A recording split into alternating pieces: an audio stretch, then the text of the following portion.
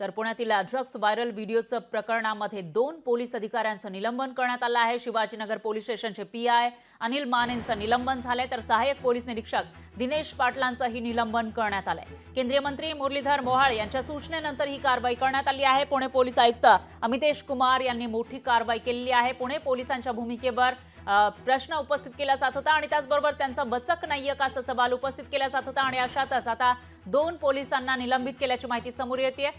Shivajinagar police स्टेशनचे PI Anil Mane यांना निलंबित केलेलं आहे।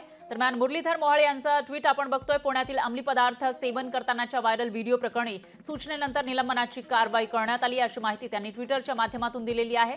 केंद्रीय राज्यमंत्री मुरलीधर मोहोळ यांचं हे ट्विट महाविद्यालय, पब्स, हॉटेल, संशयास्पद ठिकाणं इथं त्वरित शोध मोहीम कडक कारवाईसह करण्यात यावी अशा सूचना दिल्याचं त्यांनी सांगितलेलं आहे। तर पुण्यामध्ये जे व्हिडिओ समोर आल्यानंतर टीकेची झोड उठलेली होती, आता कारवाईला वेग आल्याचं दिसतंय। अंमली पदार्थ पुणे शहरात उपलब्ध होतात कसे याच्या तपासासाठी प्रभावी तपास मोहीम सुरू करण्याच्या सूचना दिल्याचंही त्यांनी सांगितलं। लोकशाही मराठी ऐका, पहा, जागरूक रहा।